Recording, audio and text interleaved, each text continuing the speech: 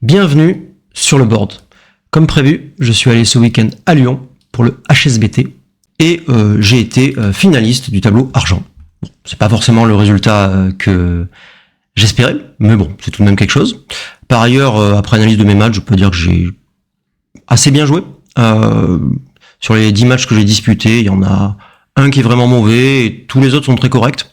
Donc je suis assez content, c'est plutôt de bon augure pour Copenhague, le Nordic Open, donc auquel je vais participer à la fin du mois de mars. Et voilà, si j'arrive à corriger les quelques petits défauts que j'ai encore, en particulier la gestion de la pendule, eh bien, je pourrais faire quelque chose de sérieux dans le monde du backgammon. Voilà, je tiens à dire que le tournoi de Lyon a été très bien organisé. Voilà, c'est des bonnes conditions. Ils nous ont offert le café, ils nous ont offert l'apéro. Moi, je suis très sensible à ce genre de petites attentions. Donc c'était plutôt sympathique. J'avais des camarades de club pour m'accompagner, d'autres camarades tout court, plein de gens sympas. Donc on a passé vraiment un bon moment. C'était assez bien. Voilà. Donc comme promis, je vous ai préparé un petit match que j'ai choisi parmi les matchs que j'ai disputés ce week-end, qu'on va décortiquer ensemble. Alors j'ai anonymisé mon adversaire, je suis pas forcément obligé de le faire, enfin comme je vais pas demander son avis, vous saurez pas de quel match il s'agit, même si bon, c'est pas impossible de le retrouver. Vous saurez pas de quel match il s'agit. Et voilà. Mais avant je voudrais aborder deux petites choses. D'abord, je vais probablement commencer assez prochainement à streamer mes entraînements. Voilà, je passe un temps assez considérable en fait à faire des matchs d'entraînement sur Backgammon Galaxy ou sur Heroes, donc sur internet d'une manière générale. Et bon, je suis pas absolument sûr que ça intéresse les gens, mais beaucoup de gens m'ont dit que ça pourrait les intéresser en fait. Donc je vais commencer. Ce sera sur Twitch, je mettrai le lien sur la chaîne YouTube machin. Voilà, c'est un petit test. Si je vois que ça intéresse personne, eh ben j'arrêterai de les streamer. Mais je me dis après tout, ça me coûte pas grand chose, étant donné que je joue déjà les matchs en question sur le truc. Deuxième point, c'est l'actualité en quelque sorte de ces derniers jours, peut-être même de ces dernières heures. Il y a une pétition qui est parue sur change.org, le site de toutes les pétitions, concernant donc des recommandations à propos des femmes dans le backgammon. Bien sûr, en faveur des femmes dans le backgammon. Voilà. Alors, en préambule, deux choses. Mon avis, il est complètement évident, hein, puisque si j'étais absolument contre cette pétition, je vous en parlerais pas. Mais de l'autre côté, je suis absolument pas là pour vous dire quoi faire. Hein. Je transmets l'information. Si vous pensez que c'est intéressant, que ça mérite d'être signé, vous la signez. Si ça vous intéresse pas, vous passez votre chemin. Voilà. Bon. Donc je suis pas du tout prescripteur, même si encore une fois mon avis est évident. J'ai signé la pétition, j'ai même signé une version de la pétition qui avait d'abord circulé parmi les joueurs internationaux, mettons les joueurs de haut niveau, qui permet à Tania d'affirmer en préambule que les meilleurs joueurs internationaux, je sais pas si ça parle vraiment de moi, les meilleurs joueurs internationaux soutiennent la chose. Voilà. Et donc, je vais vous en donner une petite lecture rapide. Alors, je vais pas rentrer dans des grandes théories, mais bon, je pense en partie aux gens qui parlent pas anglais, en partie aux gens qui sauraient pas exactement de quoi on parle. Voilà. Bon, mon avis va éventuellement, enfin, inévitablement même transparaître dans la lecture que je vais faire du truc. Mais bon, mon avis, il est pas très important en fait. Hein. Alors, donc c'est un groupe de joueuses de backgammon. Je prends la liberté de traduire players neutre par joueuses, puisque je pense que c'est au moins une grande majorité, sinon uniquement des femmes qui sont à l'origine de la pétition.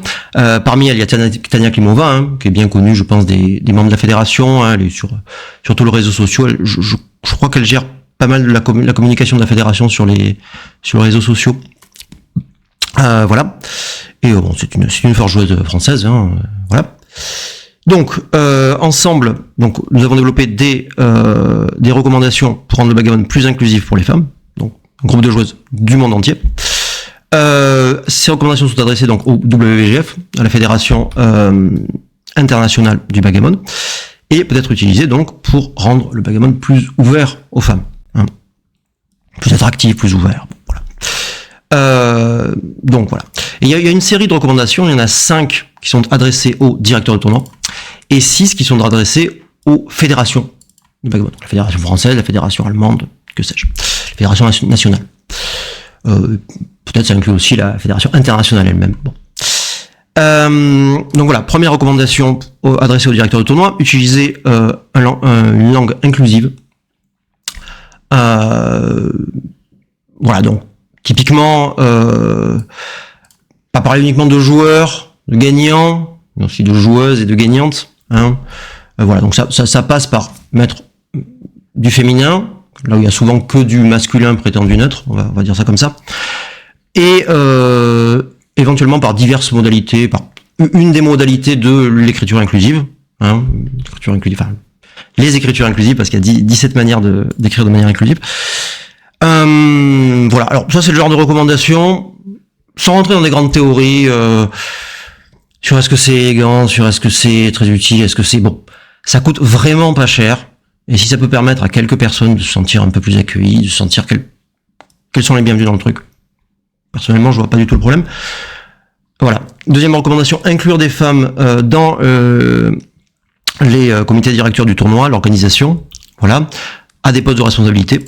Voilà, pas uniquement la buvette, hein, voilà le message.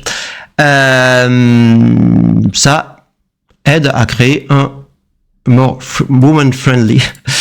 En gros, les femmes, si elles ont un problème, elles ont des femmes à qui s'adresser. Hein, et elles voient que les femmes sont aux manettes, etc. Alors on pense au pire, hein, mais même pour des problèmes très simples, c'est mieux si elles peuvent s'adresser aussi à des femmes. Voilà. Troisième point qui est un peu lié au premier, dans la promotion du tournoi, représenter des femmes dans les images, les vidéos, interviewer des femmes, pas seulement des images mais aussi les faire parler. Voilà, je parle tout de suite du dernier point. Éviter de représenter les femmes comme des accessoires à l'événement plutôt que des participants, ne pas les réifier, les objectaliser, dites comme vous voulez. Alors, ça fait une allusion transparente à une polémique assez récente où une annonce de tournoi sur YouTube avait une miniature qui laissait pas beaucoup de doute sur le fait que oui, la femme qui était représentée était un objet d'agrément du tournoi et pas une participante. Voilà. Donc bon, la miniature en question a été retirée. Bon, je me sens pas obligé de dénoncer la personne en question, mais enfin, sachez que ça fait allusion à quelque chose de très concret et assez indiscutable à mon avis. Bon, voilà. Mettre des femmes en table streamée, donc en table retransmise. Donc avec l'argument que c'est bien parce que ça encourage les autres femmes à prendre part à l'événement, nous recommandons de mettre au moins 25% de joueurs streamés qui soient des femmes. Alors ça fait une table sur deux, hein, si je sais compter. Et c'est évidemment très très loin de ce qui se fait. Je pense que si aujourd'hui on est à 2%, c'est vraiment le maximum. Alors 25%, c'est peut-être même au-dessus de la part des femmes dans parmi les joueurs, hein, la part de joueuses parmi les joueurs. Mais bon, le chiffre a en fait aucune importance. Hein. L'idée, c'est d'essayer de faire plus de femmes streamer. Voilà. Alors voilà, je vous encourage à faire expérience. Hein. Cherchez des matchs de femmes que vous connaissez, cherchez des matchs d'Akiko par exemple, sur Internet. Alors vous trouverez quelques vidéos qui sont des vidéos soit privées, soit filmées par Maté, mais des vidéos en temps de streamer, vous en trouverez pas beaucoup. Et pourtant, voilà, des femmes qui sont fortes au backgammon, il y en a. Hein. Faites attention, soyez réactifs vis-à-vis des comportements sexistes et prévenez-les activement. Alors là, je voudrais, alors il parle spécifiquement des commentaires concernant le skill, l'habileté, si vous voulez, les compétences des femmes, leurs chances, qui sont plus souvent des femmes qui ont de la chance et qui sont pas fortes que des hommes dont c'est éventuellement le cas. Et voilà, bon, et précise qu'il faut pas mettre ce type de commentaire sous le, enfin, il faut étouffer dans l'œuf littéralement ce type de commentaire de façon à ce que ça ne prenne pas d'ampleur, hein, et que les femmes se sentent dans un environnement favorable. Alors, je voudrais quand même, là, je vais vraiment donner mon avis pour le coup. Je voudrais couper l'herbe sous le pied des gens qui pensent que ça n'existe pas, le bagamon, il y a pas de sexisme, etc. Bon, je vous donnerai 3 arguments. Hein, le premier, c'est très simple. Le bagamon n'est pas en dehors de la société. Hein. Voilà, il y a du sexisme dans la société, il y a des commentaires négatifs. On est dans un milieu qui est quand même essentiellement masculin. Il n'y a aucune raison qu'il n'y ait pas de sexisme dans notre milieu, alors qu'il y en a partout. Hein, voilà, c'est pas pour dire que le bagamon est un endroit terrible, bien pire que les autres, mais le bagamon n'est pas en dehors de la société. Première chose.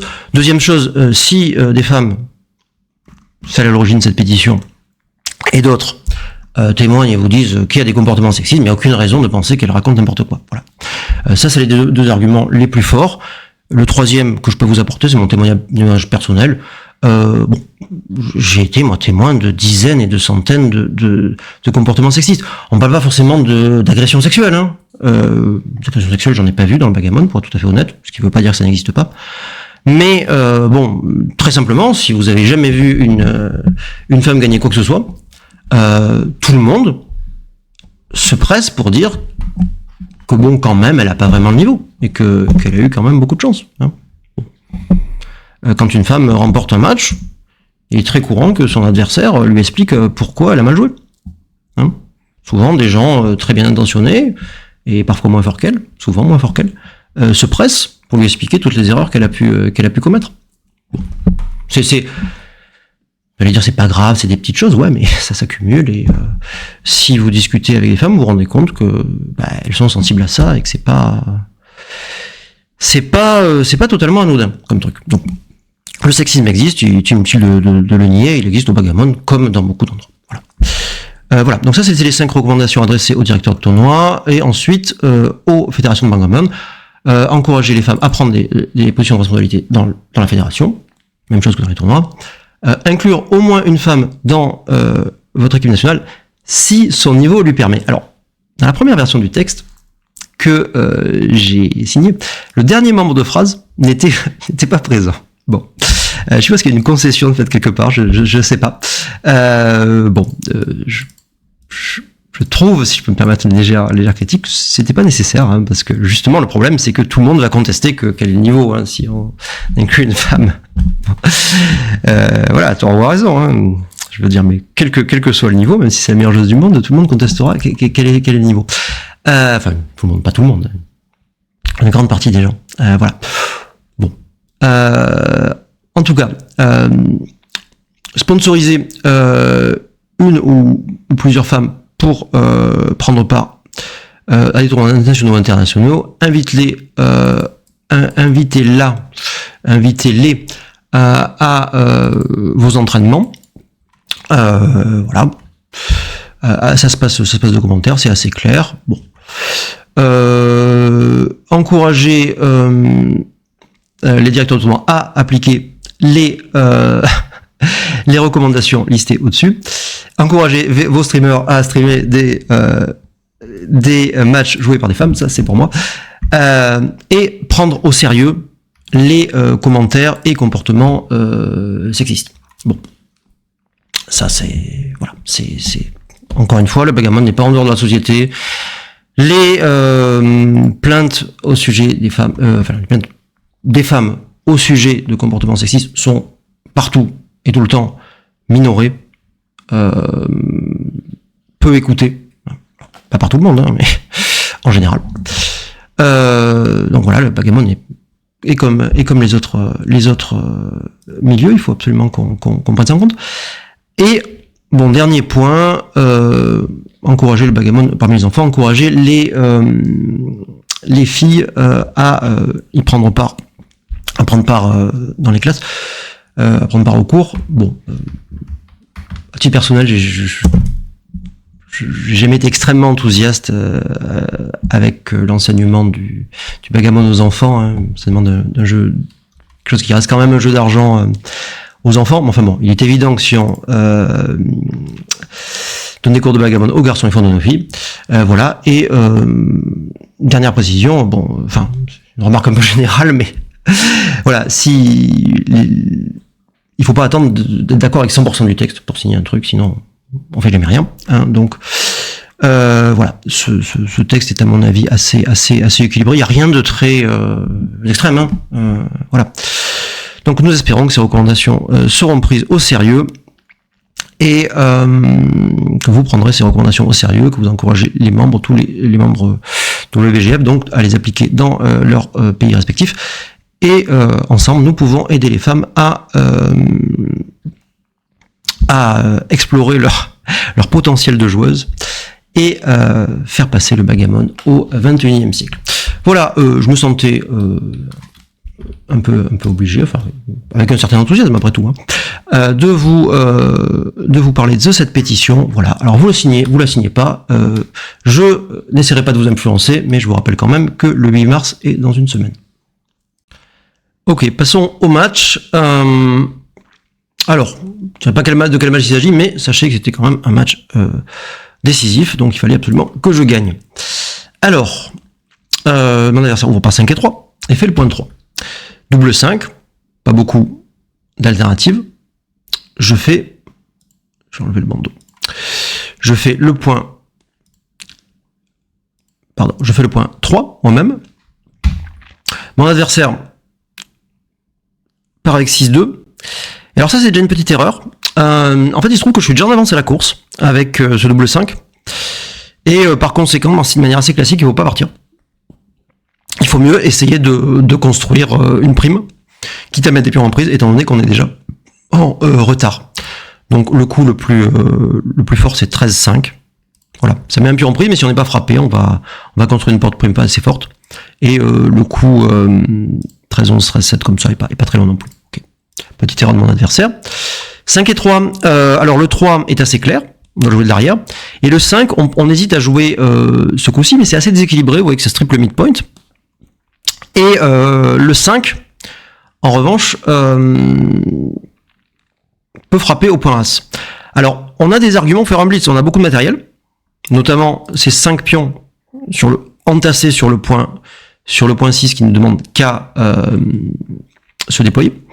Il y a un pion en prise ici, donc pour moi il y a beaucoup de conditions réunies pour attaquer, et c'est effectivement le meilleur coup. Ça ne veut pas dire qu'on va toujours transposer dans un blitz extrêmement puissant, mais bon, on utilise les arguments de notre position, on joue ça, ça nous permet aussi de faire notre encre un peu plus souvent, et sur des mauvais jets, on aura une très bonne position.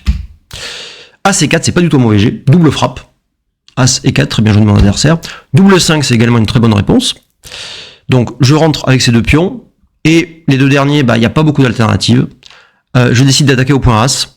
C'est assez largement justifié, même si c'est pas très élégant, déjà par le manque d'alternatives, mais aussi par le fait qu'il y a beaucoup de pions qui traînent. Ce pion est en prise, ce pion est en prise, ce pion est en prise.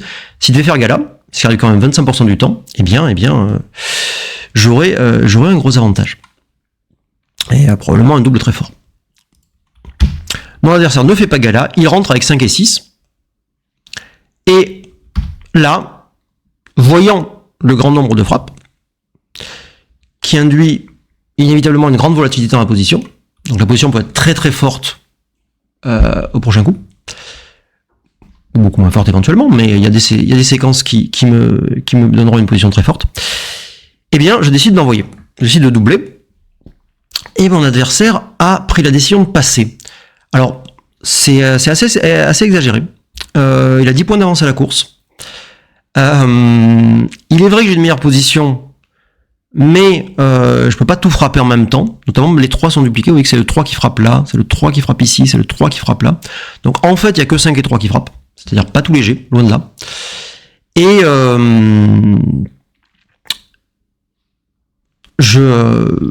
il y a donc pas tant d'attaques que ça, il y a quand même qu'un board de 3. Il y a beaucoup de scénarios où mon adversaire va ancrer ou va rentrer ses pions correctement. J'ai quand même pas beaucoup d'attaques pour finaliser mon blitz. J'ai 10 points de retard à la course. Donc c'est un pass un peu trop prudent, enfin même beaucoup trop prudent de la part de mon adversaire. Après ce, je mène 1-0.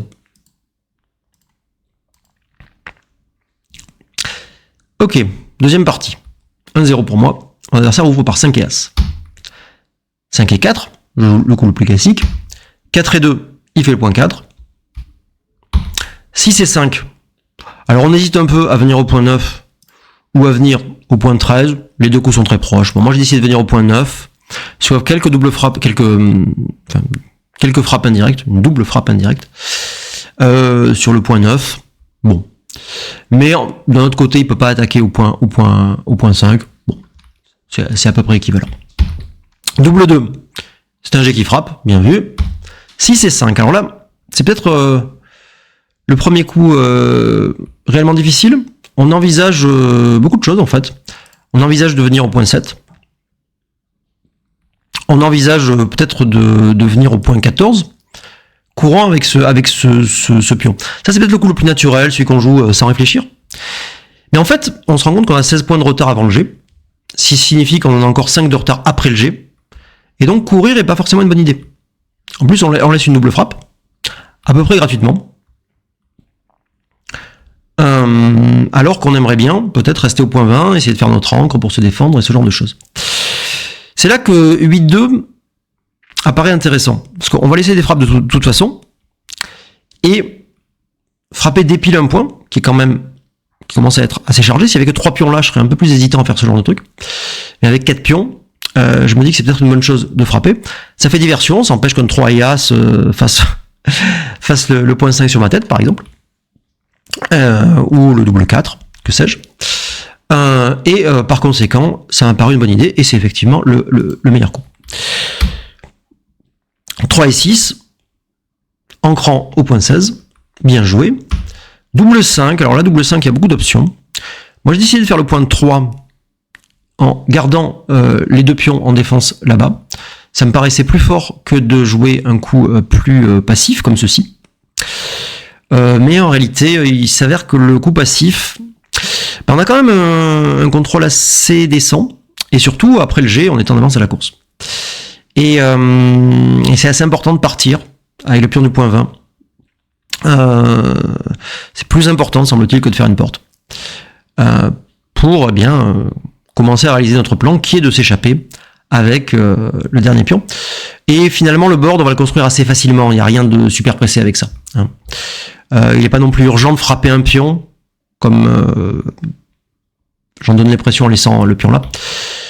Et il était plus important de partir, profitant de notre avance à la course. Donc c'est une petite erreur de ma part, mais une erreur assez sérieuse en réalité. Ok, bon, je me flagelle pas trop, mais c'est une erreur évitable quand même.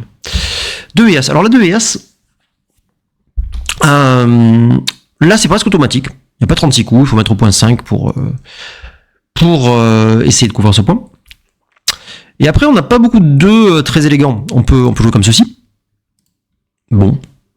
C'est un peu déséquilibré, ça rajoute un pion sur le point 6, on ne sait pas trop pourquoi. On peut aller jusqu'au point 3, comme ceci. Mais pareil, on n'a pas envie que le pion soit là. Et on peut jouer à l'arrière au point 22. Ce qui a été ma décision. Alors ça rappelle un peu ma vidéo sur forcer le passage. C'est-à-dire que si on est frappé au point 20, on pourra ancrer au point 22, et vice versa. Mais c'est aussi tout simplement par manque d'alternative. J'ai pas de 2 très plaisant. Donc c'est assez un coup qu'on trouve assez facilement par élimination. Voilà, mon adversaire a raté un double dans cette position. En fait, il y a beaucoup de bonnes choses, de double frappe, de choses comme ça, sachant que j'ai un board assez faible, et dès qu'il attaque, eh bien, même si je refrappe, il aura des contre-frappes, donc il y a beaucoup de séquences qui sont en sa faveur. Et voilà, il a pas doublé, c'est pas une décision facile, hein, loin de là, mais la position était quand même assez volatile. Bon. Et il a tiré 4 et 3, donc qu'il a joué en attaquant, ce qui est très bien joué. C'est ce qu'il faut faire, profitant de la faiblesse de mon board et des 2 blots qui s'y trouvent, plus important que que les quelques faiblesses qu'on crée ici, attendu que j'ai pas le board pour en profiter.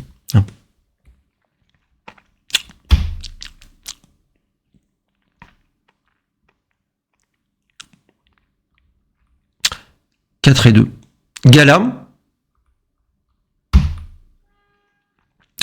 Et mon adversaire a décidé de doubler.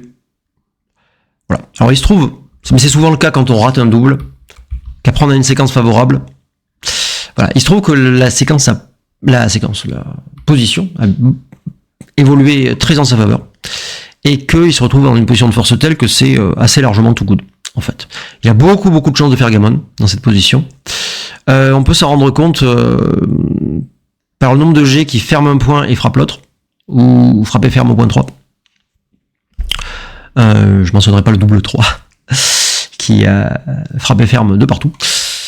Voilà, et surtout, la faiblesse de mon board, en fait, j'ai pas les moyens de me défendre dans cette position, donc il va pouvoir m'attaquer très librement, et créer beaucoup de chances de gammon. Donc il double, et je suis très heureux de pouvoir passer, et de passer à la partie suivante. Un partout dans ce match en 7, bien sûr. 6 et 2. Mon adversaire ouvre par le coup le plus classique. 6 et 2, je refrappe, et le 2 est plutôt à l'arrière dans ce genre de truc, à score égal en tout cas. 5 et 4, il fait une encre au point 20. 5 et 3, je fais la porte. Je me soucie pas du pion en prise. Pour le frapper, il doit casser son encre. De plus, il a rien construit, donc il n'y a aucun problème à laisser le pion en prise. Il faut surtout pas jouer des coups comme ceci par exemple, qui serait pas constructif du tout, et qui laisserait l'adversaire le champ libre pour lui-même construire, frapper des trucs, etc. Voilà, donc un coup très simple, mais il faut pas être trop prudent. Le point 7 a été fait par mon adversaire, on préférera le point 5. C'est quasiment tout le temps, mais plus fort de jouer au point 5 qu'au point 7 dans la phase d'ouverture. Et de surcroît, dans celle-là, il me concède quand même un certain nombre de frappes indirectes. 2 et 6 et 4 et 6 nommément. Alors, ça en fait pas tant que ça, mais c'est 4G qui sont pratiquement gratuits. Alors qu'il pouvait faire une meilleure porte sans rien concéder. Et je fais 6 et 3. Alors le 6 est automatique, et le 3, il y a une petite réflexion, mais je pense qu'on s'accordera pour dire que mettre le pion du 6 au 3, ça apporte pas grand chose. Au contraire, venir ici, ça me permet d'ancrer souvent. Encore une fois, ça met la pression sur les points 8 et 7 qui sont strippés. Donc s'il fait un 3 et 1, ou même un 5 et 3, ça fera une différence. Et ça met un pied vers le plan de jouer la course en échappant mes pions de derrière ce spectre de prime. C'est pas encore vraiment une prime très forte, mais ça pourrait le devenir. Donc on a envie de partir. Alors, hop là, 13, 7, 11, 8. Bon, pas beaucoup d'hésitation. Il pouvait frapper. En réalité, je dis ça, mais il pouvait frapper. Alors, sachant que la course est pratiquement égale, et que j'ai un meilleur board, et qu'il a une encre, vous savez que c'est un conseil qui est dans le bouquin de Michi, quand on a une encre, jouer plus prudemment. Alors, c'est pas absolument universel, mais disons qu'il faut un peu plus de bonnes raisons pour frapper. Et c'est d'autant plus vrai que la course est proche, et qu'il n'y a pas de faiblesse particulière dans la position de mon adversaire. Ce qu'il a joué est quand même un coup très constructif.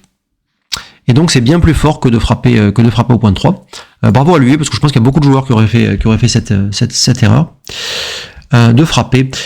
On peut dire les choses d'une manière assez grossière, mais qui est assez efficace, je pense. C'est que là, on a plusieurs bons jets. On peut tirer un 4, ou on peut tirer un truc avec un As, 5 et As, 2 et As, je ne sais pas quoi, comme bon coup, ou même un 3 qui ancre, ou 5 et 2 qui ancre, et quelques bons jets. Alors qu'avec le coup qu'il a joué, mine de rien, les bons jets correspondants, c'est un As, ou 6 et 5. Et bon, peut-être parler de double 6 ou de choses comme ça, mais bon, il y a quand même beaucoup moins de bons jets pour les blancs dans cette configuration. Voilà. Alors, double 2. Alors, ça c'est un coup très intéressant. On peut faire le point 4. Mais si on joue 2 pions au point 4, où sont les deux autres? C'est pas évident. C'est pas évident. On n'a pas du tout envie de jouer 3-1, c'est une catastrophe. On n'a pas du tout envie de jouer 13-9, comme ceci. qui donne une frappe pour pas grand chose quand même, hein, sachant aussi qu'il risque de nous attaquer de l'autre côté, bon, même si le 4 est un petit peu dupliqué. Alors on peut faire à la fois le point 4 et le point 3 et le point 11, pardon. Mais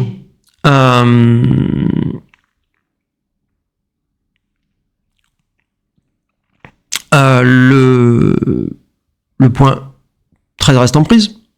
Faire un As, 5-3, double 4. Bon, pour double 4 est bon dans tous les cas, mais bon, il peut faire un As. Et voilà, alors on commence à réfléchir, est-ce que le point 11 n'est pas plus fort? Faire juste ce point pour bloquer les 6 du point 5. Et c'est souvent le cas. Alors une fois qu'on a... C'est souvent le cas, pourquoi? Parce que le point 4, on peut le faire plus tard assez facilement. Alors que le point 11, eh bien, on aura toujours du mal à le faire. Et bloquer les 6, c'est quand même assez important. En plus, ça fait pas que bloquer les 6, c'est aussi que s'il part avec un 5 et quelque chose, on pourra l'attaquer, le pion restant, avec un constructeur venant du point 11. On pourra tirer 6-3, 6-2, 6-A, ce que sais-je. Hein. Alors que si on joue le coup alternatif, donc mettons... si on fait le point 4 et qu'on ne met pas de porte dans cette zone, il pourra s'échapper avec moins de constructeurs sur sa tête à terme. Bon. Et on laisse en plus le double 6 comme joker, ce qui est jamais très agréable. Une fois qu'on décide de faire le point 11, le troisième dé est facile, on le met en sécurité, et le quatrième est un peu plus dur. On hésite entre mettre un pion au point 4, comme ceci,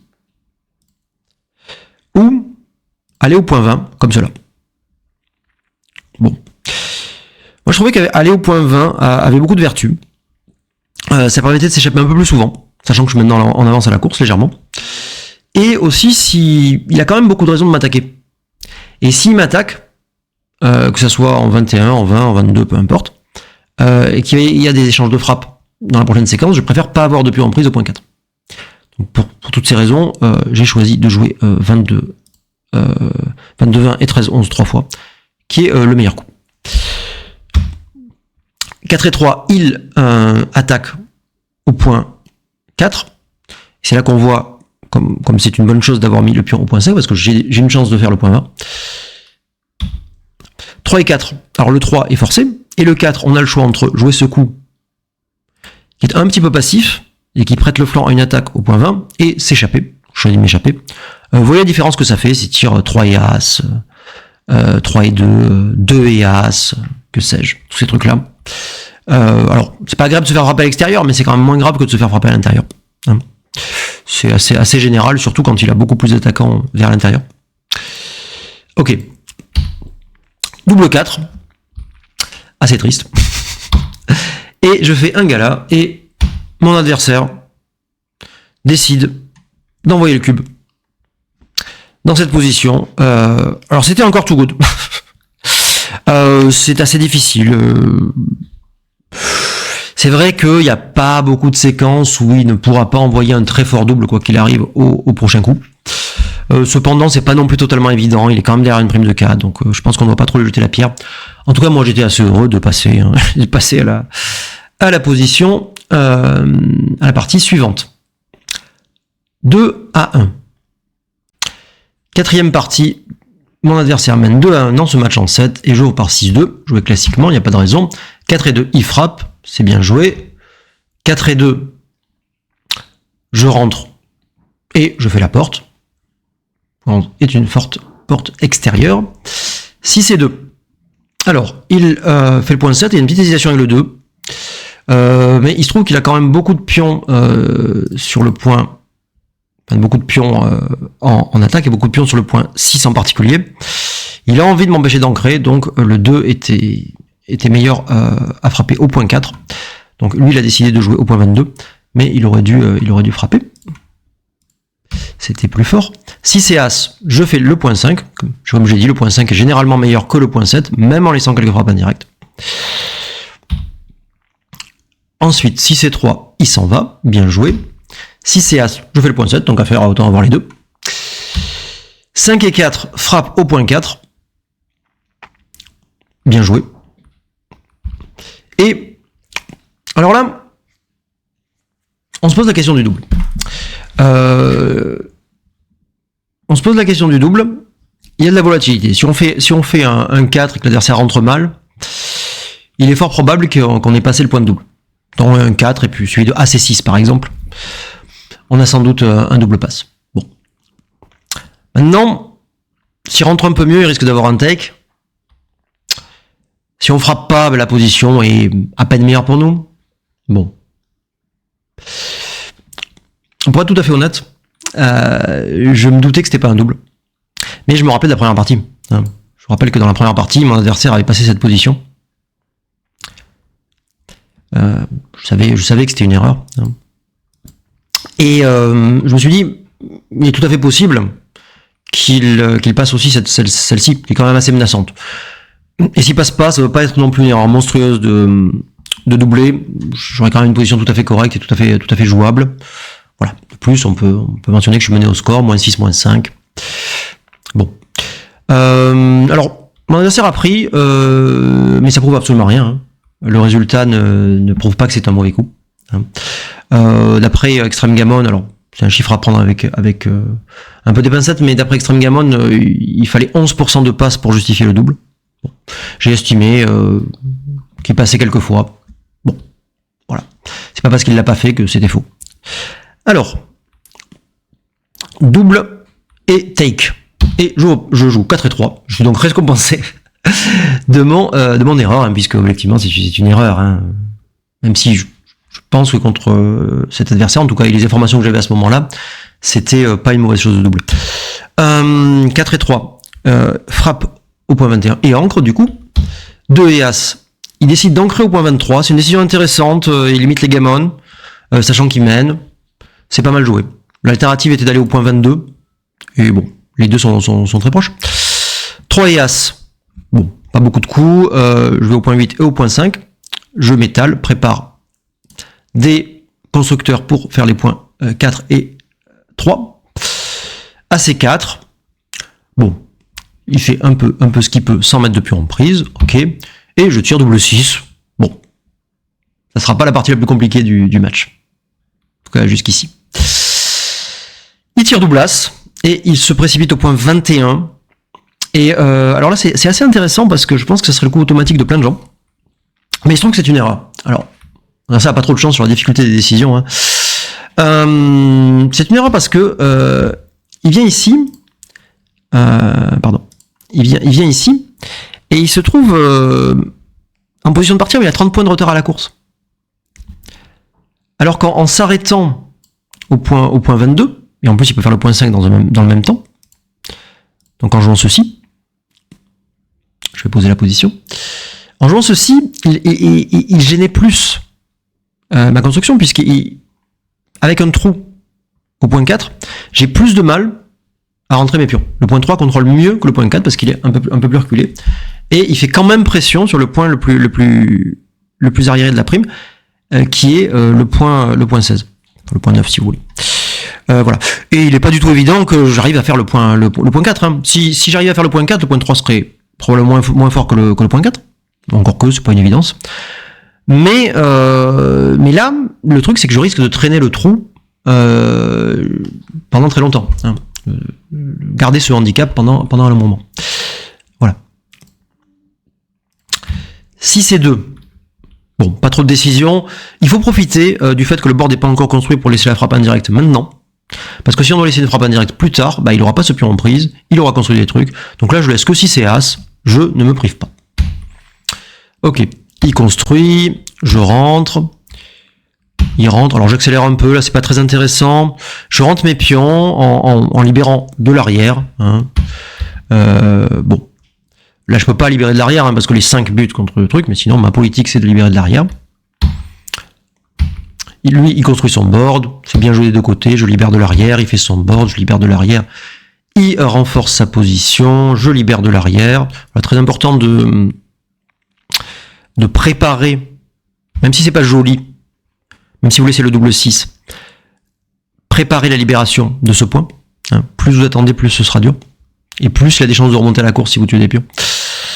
Donc c'est assez important, mine de rien, d'enlever les 2 pions du point 7 pour qu'au prochain coup, avec un 6-1, avec un 5-2, avec je ne sais quoi, on éclaire le point 7. 6 As, pardon, je sautais un coup, mais bon, il a fait double 3, et il l'a joué un peu comme il a pu, alors c'était pas évident, bon. Mais en tout cas, il était forcé de jouer un mauvais coup. 6 As, double 2, 4 As, double 5. Et la position, la suite de la partie n'a pas grand intérêt, j'ai marqué 2 points, menant 3 à 2, match en 7, donc moins 4, moins 3. Cinquième partie, moins 4, moins 3, 3 à 2. Alors, quand on a un point d'avance comme ça, moins 4, c'est un score assez paradoxal parce qu'en fait, les envois du joueur à moins 4 sont plus forts que les envois du joueur à moins 5. C'est-à-dire que, paradoxalement, le joueur en avance envoie un peu plus tôt que le joueur en retard. C'est un des rares scores qui fonctionne comme ça. C'est dû au fait que quand on est à moins 4, eh bien, d'une part, marquer 2 points vous amène à moins 2, ce qui est un gros saut dans l'espérance de gain. Et marquer 4 points vous amène au gain du match, et donc le prix du gammon est très fort. Le prix du gammon du joueur à moins 5 est aussi très fort, puisque ça l'amène à Crawford. Mais par contre, le fait de marquer 2 points, d'arriver à moins 3, n'est pas bien meilleur, c'est un peu meilleur évidemment, que d'arriver à moins 4. D'accord ? Donc marquer 2 points par rapport à un seul point n'a pas une valeur énorme pour lui. Alors que pour le joueur à moins 4, arriver à moins 2 est bien meilleur que d'arriver à moins 3. Donc, voilà. Donc, c'est des choses à garder en tête. Pas se dire je suis en avance, je double pas. Chaque score a ses particularités. Voilà, et c'est important de faire ces réflexions en début de partie, pas se retrouver au milieu de la truc, ah merde, j'ai oublié de doubler pendant 10 coups. Bref. 5-4, je joue le coup classique. 5 et 3, légère erreur, une erreur assez classique, il faut frapper au point 5. C'est plus intéressant d'empêcher l'adversaire d'ancrer, de créer les conditions d'une attaque. Je suis pas du tout forcé de frapper, je peux tirer à C6, 2-6, je sais pas quoi. Donc il se trouve que c'est plus fort de frapper que de faire le point 3. J'ai envie de dire, il faut savoir, c'est pas entièrement évident. Ok, 5 et 2, je m'en vais. 3 et As, il fait le point 5. 4 et As, je planque tout. Mon chat qui pleurniche.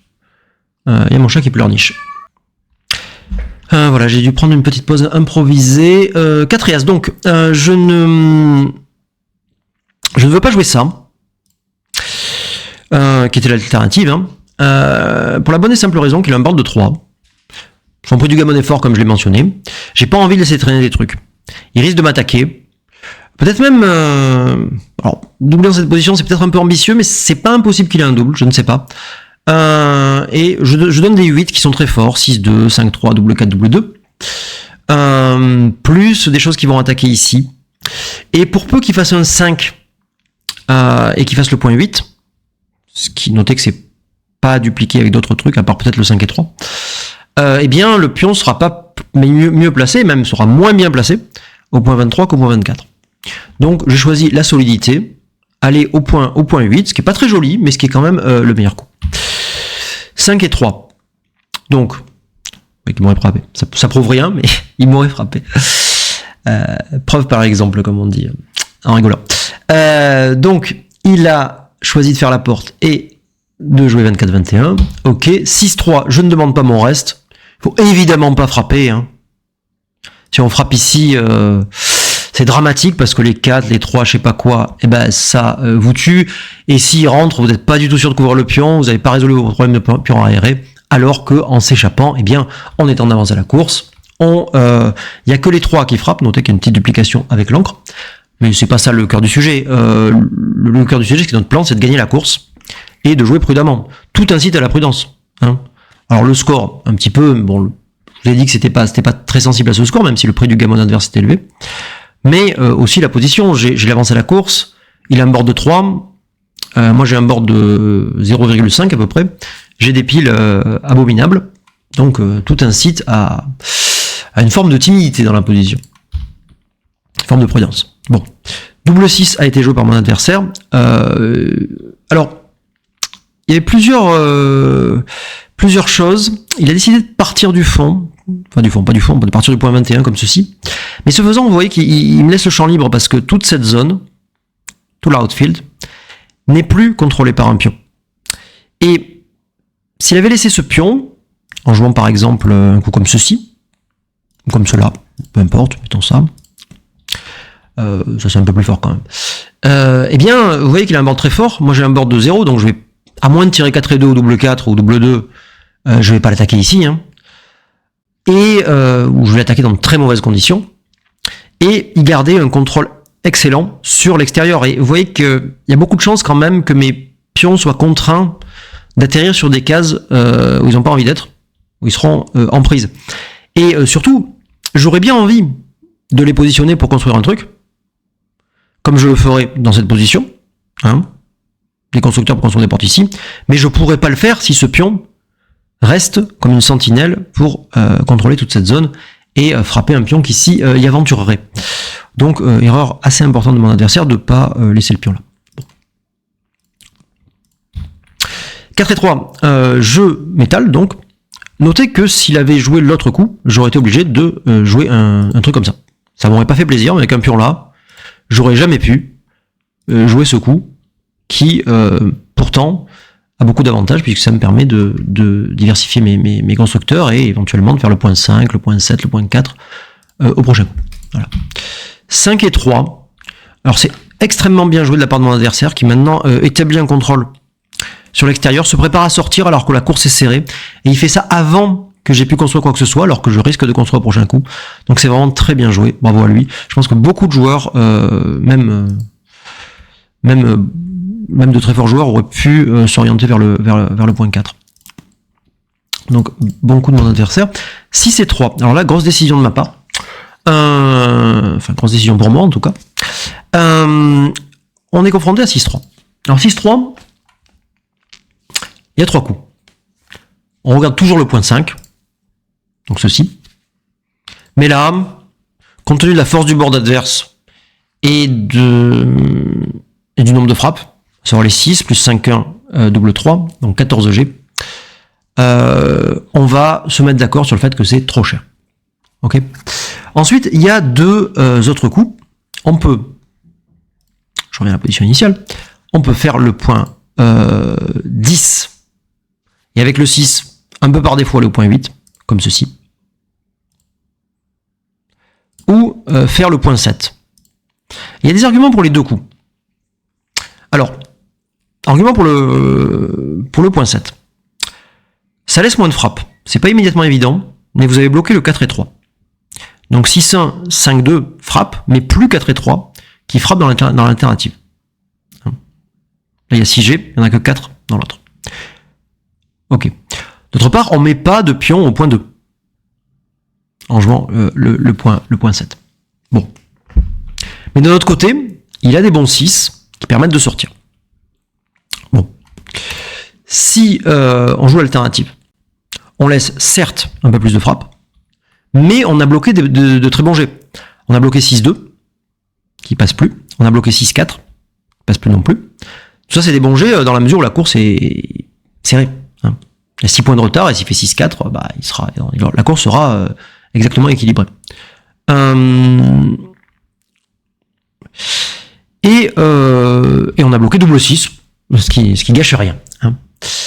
Voilà. De plus, il y a plein de jets, par exemple double 3, on va parler de 5 et 4, où on aura une triple frappe. Alors, c'est un peu dévalorisé par le fait qu'on ait mis un pion là. Et je crois que ça, c'est un argument décisif que j'ai pas pris assez en compte pendant la partie. J'ai vu tout ce que je viens de vous dire. Hein. Mais je crois que j'ai négligé un petit peu l'importance de ce blood, parce que il va souvent rester dans les parages, on va dire, au prochain coup. Et je vais pas pouvoir me permettre de l'attaquer librement parce que ce blot sera là. Aussi, un pion sur le point 2, ça dévalorise un peu ma course. Ce qui joue parce que ça va avoir un impact sur tous les scénarios de course qui sont quand même nombreux, sachant que la course est serrée et que ça se résout souvent à une course. Donc je me suis orienté vers ce coup et c'est une erreur. Il se trouve qu'il fallait mieux jouer l'autre. Voilà, pour des raisons combinant tout ce que je vous ai dit, hein, deux jets de moins qui frappent, malgré les bons jets comme double 6, 6-2, etc. Et probablement en premier lieu passe blotte, ce qui permet quand il tire, je sais pas, 4 et 2, 4 et 3, qui part pas, de pouvoir l'attaquer au point 4. Ce qui permet quand il sort avec 5 et 1, avec 6 et 3, que sais-je, eh bien de pouvoir l'attaquer, de pouvoir le frapper sans avoir ce pion qui traîne. Tout ça, ça fait beaucoup de choses qui s'accumulent. Donc erreur de ma part. Double 3 de mon adversaire qui fait son board et qui sort. Ok. 3 et 1. Alors là, c'est une grosse décision. On peut ne pas frapper, comme ceci. Ou on peut frapper. Faire la porte. Comme cela. Bon, une fois qu'on frappe, il n'y a pas trop le choix. Et on se retrouve avec le problème cité le coup d'avant. Hein. C'est-à-dire que ce pion est en prise. Bon. Alors, ce genre de situation, il est évident que frapper offre plus de chances de gain. Il est évident que ne pas frapper sauve plus de gammon. Mais dans quelle proportion? Et ça, c'est toute l'équation qui est difficile à résoudre. Alors, en frappant, le problème qu'on rencontre, c'est qu'il a beaucoup de frappes. Il a le 2, double as, fait 12G, auquel il faut rajouter 4, 6, 5, 6 et double 5. Okay. 4, 6, 5, 6, 16G, double 5, 17G. Donc ça fait la moitié des G qui frappent. Voilà. On peut ajouter que il n'est pas impossible qu'il double avant de jeter les dés. Hein. Et le prix du gammon, vidéo A2, sera très fort. Qu'est-ce qu'on pense d'un vidéo dans cette position? Est-ce que c'est même un take? Sachant que pratiquement la moitié des G frappe, et que s'il frappe pas, il n'a pas du tout perdu. Hein. Et que s'il frappe, il a beaucoup de gammon. S'il frappe le truc au point 2, rendez-vous compte que ces deux pions restent encore en prise. Ok. Bon. Ça, c'est l'argument pour ne pas frapper. Mais d'un autre côté, si on joue donc ceci, eh bien, est-ce qu'on n'est pas dans une course pure où il a 14 points de retard? 14 points d'avance, pardon, où on a 14 points de retard, c'est terrible. J'ose même pas le dire, tellement c'est terrible. Voilà. Et ça a été mon erreur. Ça a été mon erreur, c'est de considérer qu'on était dans une course, là, avec 14 points de retard. C'est pas tout à fait vrai. En fait, je me suis dit, de toute façon, cette position, c'est probablement double passe. Je sais pas si j'ai formulé ça exactement comme ça, mais en tout cas, c'est une position très mauvaise. Et les chances de gain de mon adversaire sont très fortes, tellement fortes que je suis obligé de frapper. Et en réalité, en s'intéressant au double, on peut trouver la bonne réponse, je pense. Alors, moi, je l'ai pas fait. J'ai fait une erreur. Mais on peut trouver la bonne réponse. Parce que il a 14 points d'avance. Si double, de quoi s'agit-il? Bah, on va dire que vous savez qu'on n'est pas loin du take à peu près à 12. Hein, mais 12 points d'avance, je veux dire, sur une course de 103, c'est raisonnable. Mais là, en plus, il y a quand même un grand nombre de G qui passent pas. Hein. 3 As, double 6, 2 As, etc. Où on pourra attaquer au prochain coup dans des meilleures conditions, peut-être en faire le point 5. Hein. Alors, tout seul, ces frappes et fermes, ces petits scénarios où le pion reste coincé par là, font pas grand-chose. Mais si on les ajoute aux chances de gain à la course, qui sont pas négligeables, on obtient, j'allais dire assez facilement, hein, pour joueurs expérimentés, on obtient assez facilement l'idée qu'on devrait avoir un take. Surtout dans cette position, il ne va pas souvent faire gammon, hein, contrairement à l'autre. Et comme il est à moins 5, on doit prendre un peu plus souvent que la normale, dans les positions sans gammon. Donc cette position, si c'est à lui de jouer, donc, si je joue ça, sera un take. Maintenant, est-ce qu'on peut dire la même chose, compte tenu du score, de la position où on frappe, et surtout dans cette position? C'est pas du tout sûr. C'est pas du tout sûr. Alors, je pense que c'est très difficile de savoir si c'est un pass ou pas sur le board, mais on peut quand même s'accorder pour dire qu'au moins on ne sera pas du tout content de prendre. Voilà. Donc, s'il y a un côté où il a un gros double et on sera vraiment pas content de prendre, et l'autre côté où il a un double mais on doit quasi certainement prendre, eh ben il faut s'orienter vers ce coup. Hein. Voilà.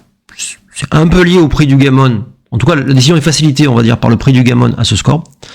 Vidéo 2. Ou qu'il faut arriver à Crawford, je le rappelle. Mais il faut absolument pas frapper. C'est un peu contre-intuitif parce qu'on vous apprend, si vous êtes en retard, et très en retard a fortiori, frapper en prenant des risques. Et ben, c'est pas toujours le cas, il faut comparer deux espérances de gain. Mettre le gammon en facteur et tout. Et là, il se trouve que c'est une erreur très importante de ma part. En fait, je pense que c'est mon erreur la plus importante du match. Il fallait pas frapper, il fallait jouer un des coups prudents. Alors celui-là est le meilleur. Hein. Gardons une bonne diversification, préparant le point 5, etc. Bon. Et ensuite, il aurait dû doubler, j'aurais dû prendre. Dans la partie, j'ai eu beaucoup de chance, il a pas doublé. Ce qui était un gros pass. Hein. C'est pas évident à l'œil nu pour le dire comme ça, mais c'était déjà un gros pass. Et il a pas doublé, ce qui a été une bonne chose pour moi. Puis il a tiré 5-6. J'ai fait gala. Et là, il a décidé de jouer le too good. Et je vais avancer un petit peu. Il m'a massacré. Est-ce qu'il m'a massacré? Je crois qu'il m'a massacré. Hein. Ouais, il a attaqué au point As. Alors, c'était meilleur de fermer les points directement. Ok. Je vais passer rapidement sur le champ de décision. En tout cas, il m'a écrabouillé. Ah, mais non. Je frappe. Il a sorti 5 pions. La partie n'est pas finie. Alors, aurais-tu le plus doublé maintenant? C'est une décision compliquée, mais bon, on va dire que non, c'est pas un double, c'est pas entièrement évident. En tout cas, le take est trivial, mais on peut se poser la question du double. Il faut se poser la question du double dans ce genre de truc. Ça dépend beaucoup du nombre de pions sortis et de ma capacité à reconstruire une prime ou un board. Bon, en l'occurrence, c'est pas un double. Il fait gala. Je tire 3 et 2. Alors, quand vous arrivez dans le containment game, donc c'est parti, vous avez frappé un truc et vous essayez d'empêcher le pion de revenir, machin. Faut vraiment se calmer, prendre le temps. C'est des positions très compliquées, faut pas jouer vite. Il y a beaucoup de combinatoires. Il faut envisager beaucoup de choses. Ça fait partie des positions les plus difficiles. Hein. Ça a l'air simple, on dirait qu'on place les pions un peu n'importe où et tout est pareil. Et c'est pas vrai du tout. Il y a des gros écarts entre tous les trucs, donc il faut se calmer. Alors là, le coup était relativement simple. 3 et 2 permet de faire une porte. Alors, on peut faire une porte extérieure, mais c'est clairement moins fort que les portes intérieures. Donc on peut hésiter entre faire le point 5 et faire le point 4. Mais on s'aperçoit qu'en termes de structure, faire le point 5, alors peut-être que la porte est plus forte, intrinsèquement. Sauf que ça offre beaucoup plus de frappe à l'extérieur, ça a cassé le point 8. On garde la pile sur le point 6. Alors qu'avec le point 4, eh bien, on laisse DG que sur le 7. Plus les trucs que de toute façon on peut pas empêcher ici. Et encore qu'on bloque le 4-6, c'est peut-être pas totalement anodin. Mais pas le 5-6, donc bon, ça se compense. Enfin bref, on garde le point 8 qui est quand même assez important pour notre jeu à long terme. On fait un point pas beaucoup moins fort en tout cas, et on garde une meilleure diversification avec 4 et non pas 5 pions sur le point 6, et pas de blot ici. C'est assez important, ça gagne de l'espérance de gain, ça gagne aussi, ça sauve aussi du gammon, donc c'est le meilleur coup. Gala de mon adversaire, 4 et 3. Ah oui, alors, quand vous êtes dans ce genre de position, bon, 4 et 3 c'est un coup évident, j'en profite pour dire autre chose. 4 et 3, fait la porte. Quand vous êtes dans ce genre de position, vous devez avoir en tête le nombre de pions qu'il a sorti, le score, et à quel moment vous voulez doubler. Ok. Alors, est-ce que je double, est-ce que j'attends d'avoir un board fermé pour doubler? Est-ce que ce genre de choses? Est-ce que j'attends d'avoir presque un board fermé? Voilà, vous devez savoir un peu à l'avance dans quel type de position vous allez redoubler, ou enfin vous allez doubler en l'occurrence, ou redoubler si c'est un redouble. Et c'est assez important pour pas manquer l'opportunité parce qu'on va jouer beaucoup de coups et on risque de manquer plusieurs doubles d'affilée si on n'anticipe pas.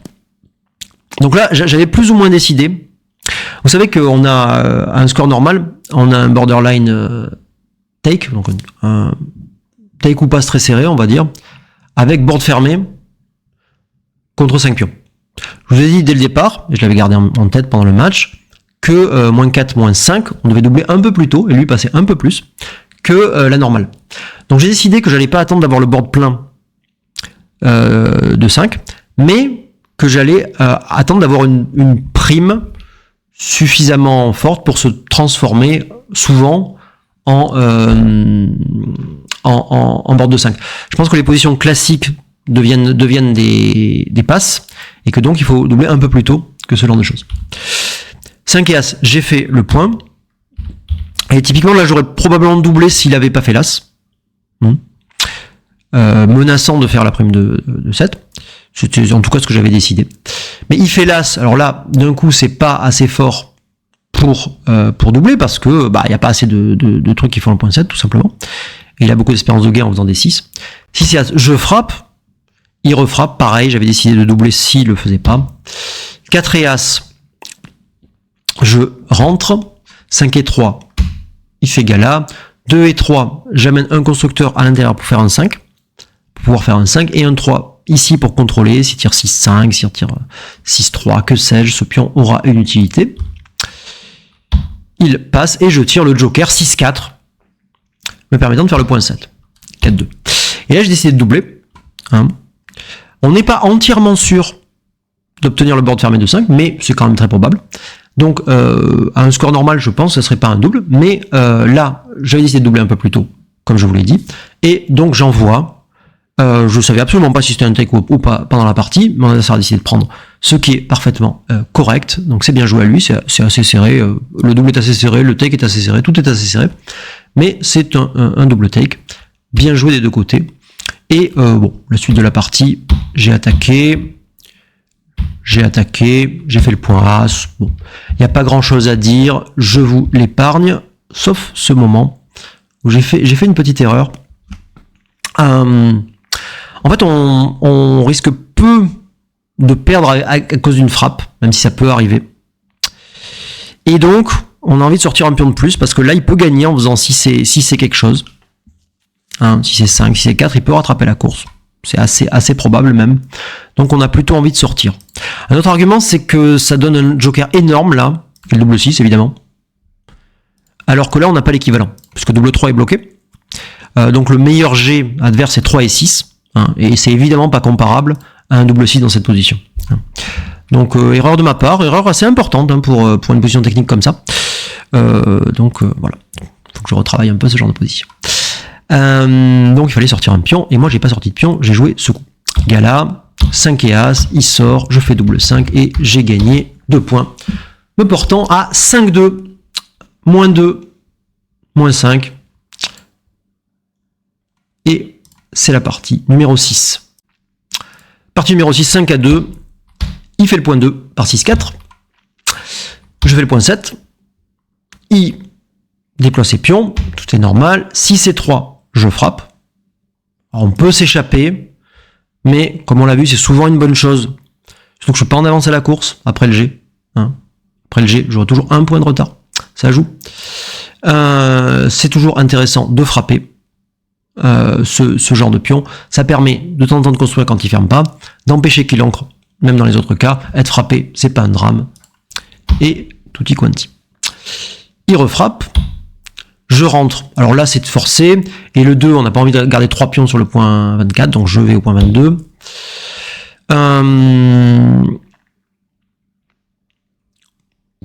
Alors il a joué 15-13, c'est bien joué. Je comprends pas pourquoi il a joué 24-23. Je pense que c'est une ordination de sa part.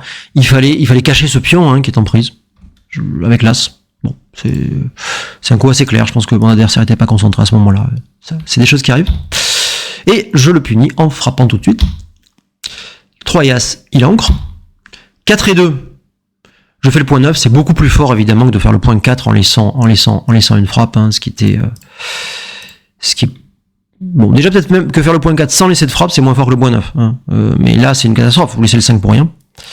Alors qu'en faisant le point 9, de cette manière-là, eh bien, vous avez déjà une prime très forte. Alors évidemment, ça va être dur de faire le point 5 et le point 4, mais pour l'instant, vous avez bloqué votre adversaire et vous avez bien amélioré votre position. Ok, 5 et 2, il s'en va, c'est très bien joué. On peut pas rester avec cette encre alors qu'on est en avance à la course et que plus tard, ça sera peut-être plus dur de partir. Hop là. 5 et As, alors un coup difficile. On n'a pas grand chose à jouer, l'arrière bouge pas. Si on bouge ça, eh bien ça laisse double frappe. On n'a pas envie non plus de mettre un pion au point As. On a encore moins envie de casser la prime, de casser les portes qui sont là. Donc c'est très compliqué. Alors j'ai joué un peu par élimination. J'ai joué ce coup qui met un pion au point 5 et qui met un pion au point As. Alors évidemment c'est pas très élégant. Même si on n'est pas frappé, on a finalement peu de chances de fermer sans casser quelque chose. Bon. Je savais que c'était... Enfin, j'étais pas très confiant sur le coup que j'avais joué. Et effectivement, c'est une erreur. Il eût fallu, en fait, laisser la double frappe là-haut. Et le meilleur coup, pas évident du tout, est de jouer comme ceci. 13-8, 6-5. Alors, ça laisse à la fois les 3, les As et les 2. Mais ça laisse une structure parfaite sans mettre de pion au point As. Ça casse le midpoint, mais c'est pas super important, semble-t-il. Bon. Tous les pions gardent une utilité, sont assez efficaces. Bon. Très dur à trouver, honnêtement je m'en veux pas. 13-7 était aussi assez correct, laissant une frappe de moins, mais avec moins de chances de construire. Bon, honnêtement je m'en veux pas, c'est un coup très difficile. Bon. Je suis pas encore numéro 1 mondial, hein, on va le dire comme ça. 5 et 3, il a fait le point 10, bien joué. 4 et As, j'ai été récompensé de ma prise de risque en insuffisante, vous me direz, mais une prise de risque tout de même. En faisant le point 5. 3 et As fait la porte, Gala. 5 et 2. Non, attendez, avant 5 et 2, il a raté un petit double. Lié au score, hein, mais c'est très dur de doubler cette position. Il y a une prime de 5. On le pardonne. 5 et 2, pardon, il a descendu de pion en faisant la porte, c'est bien joué. 5 et 4, alors tout est forcé, hein, puisque le 4 doit sortir au point 21. Et le 5, on n'a pas envie de laisser la frappe ici, hein. On préfère laisser triple frappe ici que simple frappe là, mais aussi parce que si on joue le contraire, à savoir ça, eh bien, non seulement on a la triple frappe à l'intérieur, on pourrait mentionner aussi les doubles frappes avec 6-3 par exemple, des trucs qui construisent la porte sur votre tête, vous avez les As qui frappent ici, tout est bien diversifié, il faut pas jouer ça. Donc un peu par élimination, 5 et 4. Mais c'est souvent une meilleure chose de se faire frapper à l'extérieur qu'à l'intérieur, hein. 4 et As, ça frappe et ça s'approche au point 21, bien joué. 3 et 2, j'ancre. On est toujours content d'ancrer à ce genre de score, hein.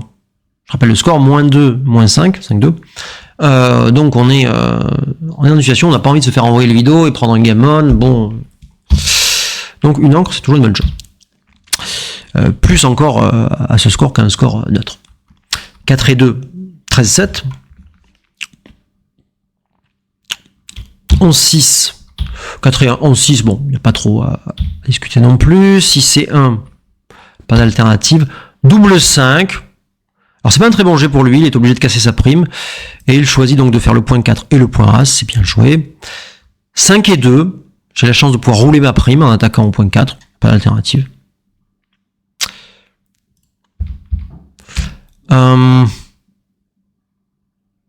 As et 4, il frappe et il va au 6, Gala. Là, il tire. Alors, on n'est pas mécontent de cette position, même si on est à la barre contre un board de 5, parce que notre prime de 5 est très forte, en fait, hein. Il faut d'abord qu'il fasse un 2, puis un 6, etc. Donc, en fait, dans cette position, on est très bien. On est favori, même si on fait Gala, pas de problème. Mais, il tire 2 et 3, qui rebat quelque peu les cartes, puisque ça met un pion au pied de la prime, menace de faire le 6, qui serait grave. Mais j'ai la chance de rentrer tout de suite, 3 et 5. Alors 3 et 5, il faut pas se laisser aller à frapper, hein. C'est un coup qu'on pourrait jouer en se disant, oui, si je fais ça, il fait un 6, il a gagné, blablabla. D'abord, c'est pas totalement vrai, parce qu'il fait un 6, il a encore un problème à résoudre, hein. Par exemple, 6-4, résout pas le problème du pion, même si c'est 2, on met ça à l'abri, mais celui-là peut encore être pris. Par exemple, on tire 6 et je ne sais quoi, eh bien, il va falloir ramener ce pion, c'est pas totalement évident.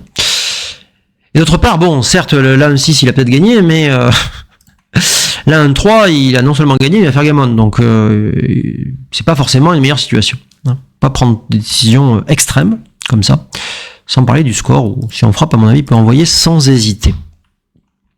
6 et 4, et bien voilà, il couvre pas le pion, et je ne le frappe pas. Je fais mon board. Et là, on a décision de double. Alors, comment réfléchir à ce genre de position? Alors, l'idéal est d'avoir des positions connues qui s'en approchent. Bon, déjà, il faut partir du score.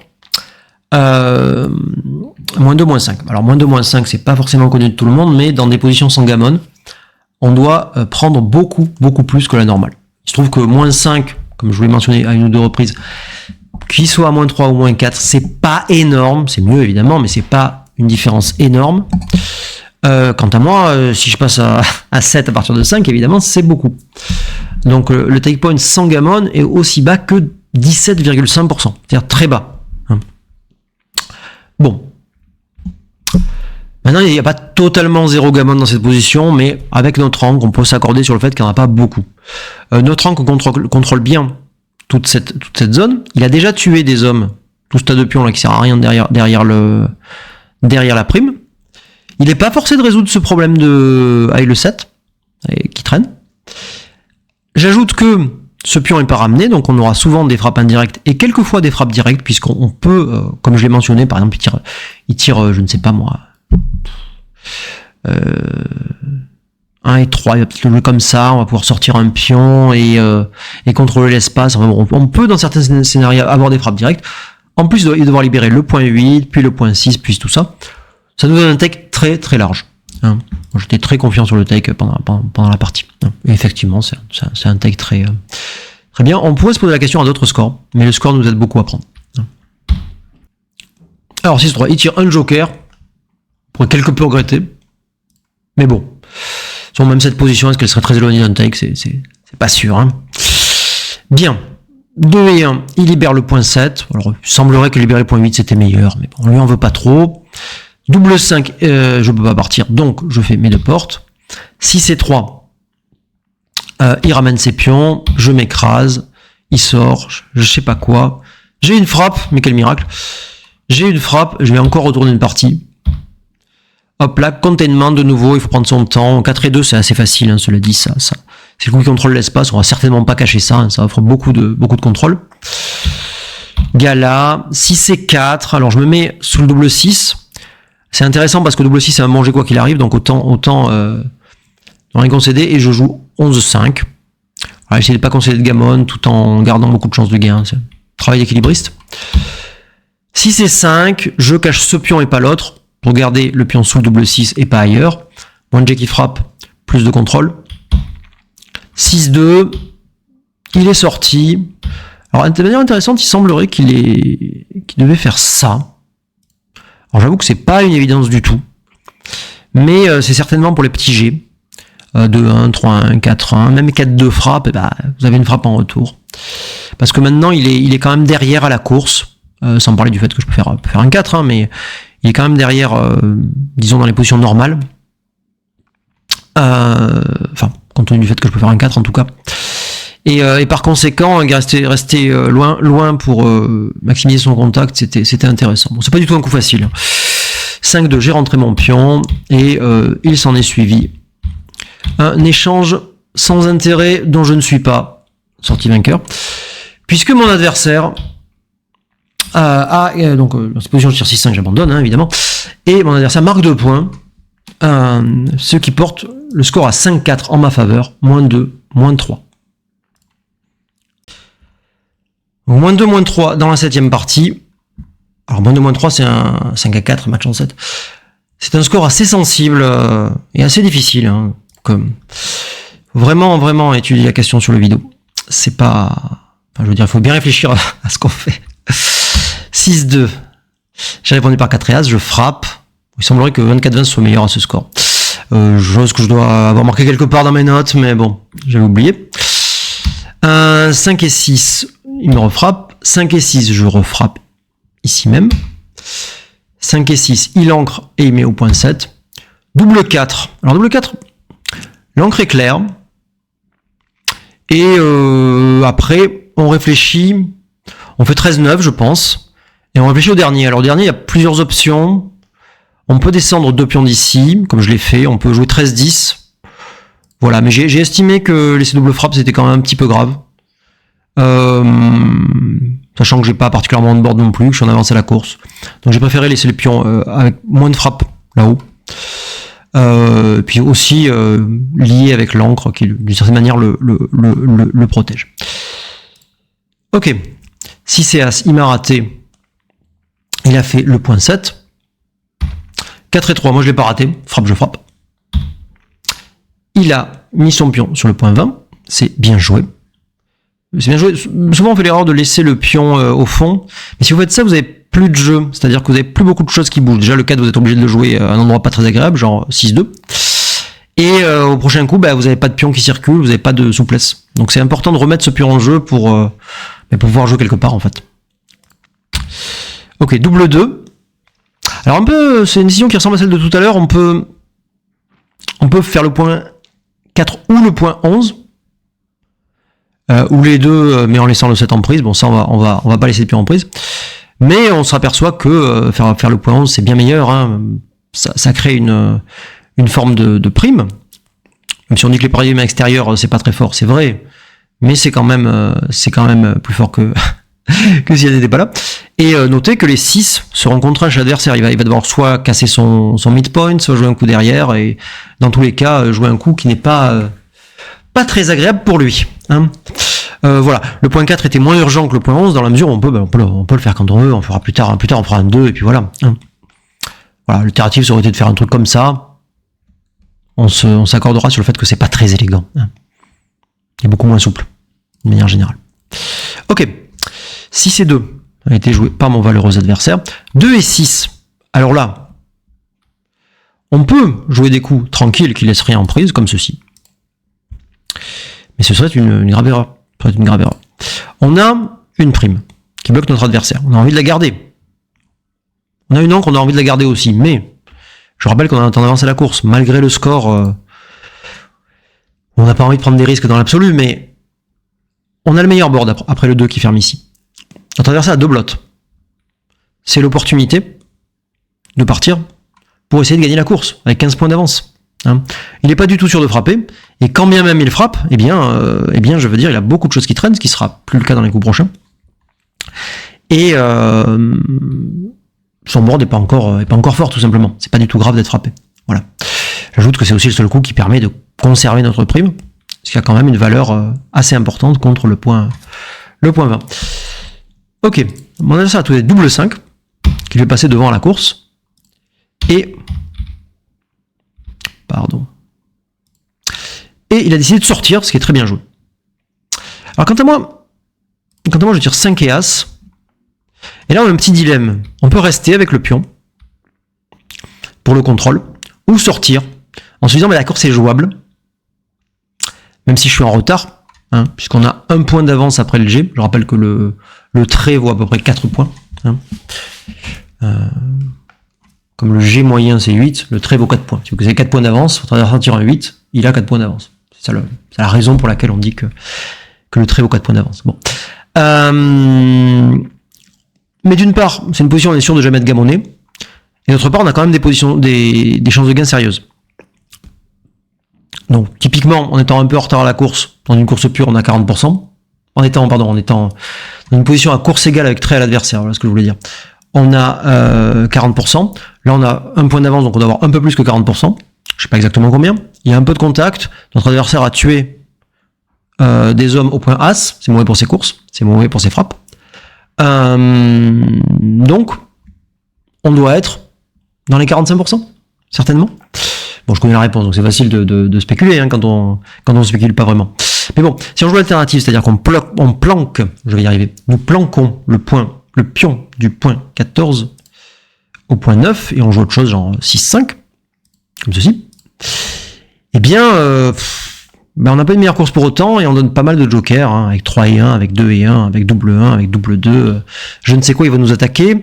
Et si on tire un bon, mettons qu'on tire 6-2 par exemple, prochain coup, on pourrait passer devant à la course. Hein, et qu'est-ce qui va se passer? Eh bien, on pourra pas partir à la course, on va voir qu'on aurait pu dans l'autre cas. Bon. Et le contrôle est assez minime, hein, il faut bien le dire. Si on avait 40 points de retard à la course, il faudrait peut-être jouer un coup comme ça. Hein. Mais avec une course aussi serrée, on a toutes nos chances. Ok. Et la suite s'est déroulée assez tranquillement. J'ai tiré double 3, justifiant mes décisions précédentes. J'ai été assez rapide à la course, encore un double 3. Et voilà, alors, pareil que dans la partie précédente, il faut se demander à quel moment on double. Hein. Alors, le take point typique pour le joueur à moins 3, à moins 3, moins 2, est à 25%. Hein. Pour une raison simple, c'est que s'il passe, il se retrouve à moins 1, moins 3 Crawford, que les tables donnent 25%. Hein. Bon. Donc, il faut pas croire que parce il peut renvoyer à 4 et je sais pas quoi, on doit envoyer très très tard. Non, on doit envoyer pas très loin du point où il passe. En réalité, la fenêtre est petite. Hein. mais il passe quand même à 25%. Hein. C'est-à-dire, paradoxalement, plus que la normale. Bien. Donc là, on est encore loin, hein, on a à peine le trait, mais le trait est 1 point. Et une meilleure disposition, on va dire. Mais bon, on est encore pas dans le double. 5 et 4, il améliore sa position. 4 et As, j'améliore la mienne. 3 et 2, il améliore la sienne. 6 et As, 6 et 3, tout ça. Bon, c'est des échanges sans grand intérêt. Double As. Double As, je n'ai pas compris pourquoi il n'est pas rentré le pion. Mais bon, peu importe. Je tire 6-5. 6-5-2. Alors, ce genre de séquence, ça doit vous alerter, parce que 6-5-2-1, ça fait beaucoup d'écart. Ça fait 12 points d'écart. Donc, si la course était proche, il faut réfléchir. Voilà. Voilà. Alors, on a dit que le pass était autour de 25%. On a 6 points d'avance sur une course de 52. C'est déjà, toute chose égale par ailleurs, c'est déjà mieux que 25%, en fait. Hein. De chance de gain, je veux dire. Hein. 25% de chance de gain correspondent souvent à 10% de retard à la course. C'est une règle qui marche assez bien.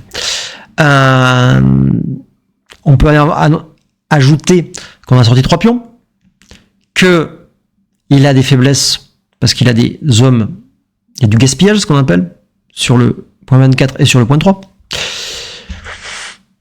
L'un dans l'autre, ça doit être un très gros pass. Hein. Alors, c'est des grosses variations, parce que là, c'était même pas un double. Hein. Et après ce petit échange 6-5-2-1, eh ben, ça devient un très gros pass. Voilà. Voilà. Alors, c'est dur d'estimer les chances de gain, mais je vous les donne. Les Noirs ont 17% dans cette position. Voilà. Mais alors, en pratique, si vous connaissez pas les tables d'équité, si vous connaissez pas les take points, c'est très difficile de deviner qu'il faut prendre à 25%. Donc je pense que mon adversaire savait pas exactement le qualité de son take point. Peut-être aussi il a voulu ajuster en jouant contre un joueur supposé plus fort. Hein. Je suis un peu connu malheureusement. Peut-être qu'il a voulu ajuster et prendre un peu plus que la normale. Je ne sais pas. En tout cas, il a pris. C'est une grosse erreur. Il a 17% de chance de gain. C'est petit. Ok. Et après, bon, la partie a pas un intérêt. Il a renvoyé rapidement. Il l'a pas renvoyé tout de suite. C'est pas vraiment une erreur, hein, puisque il y a pas trop de séquences où je passe. Bon, il a renvoyé de quoi après. Il faut renvoyer le plus vite possible. Moi, je vous conseille de renvoyer tout de suite. Hein, n'essayez pas de faire de finesse. Vous perdez plus, à mon avis, en essayant de faire des finesses qu'en doublant tout de suite. Qu'en nous mettant de doubler, je veux dire. On sort de pion. On sort 3 pions. Il sort 2 pions. On sort plein de pions. Et on a gagné. Et voilà. Double 6. Et nous marquons un point précieux qui, je vous dis pas ce que ça fait puisque j'ai décidé d'anonymiser le match. Mais enfin, vous avez compris l'idée. C'était un match important. Et j'ai pu marquer un point crucial dans ce match. Voilà, qui est pas exempt d'erreur, hein, mais c'était un match assez difficile en fait, beaucoup de décisions techniques et bon, je suis pas trop mécontent de mon niveau de jeu. Je vous ai pas montré le pire des matchs, hein, certainement pas. Je vous ai pas montré le meilleur non plus. C'est ce que je fais habituellement. Voilà, c'est la fin de cette vidéo. Je vous remercie de l'avoir suivi. J'espère que ça vous aura intéressé. Bon. Je vais commencer sous peu, comme je l'ai dit, les streams de mes matchs d'entraînement. Bon voilà, dites-moi dans les commentaires si ça vous intéresse. Je mettrai l'adresse, je pense, dans les liens donc sur la chaîne YouTube. Voilà, je mettrai également aussi le lien de la pétition dont je vous ai parlé. Voilà, encore une fois, merci aux organisateurs en particulier du tournoi de Lyon. C'était vraiment sympa. Et pour ma part, je vous dis à la prochaine et surtout, ne faites pas trop de blunder.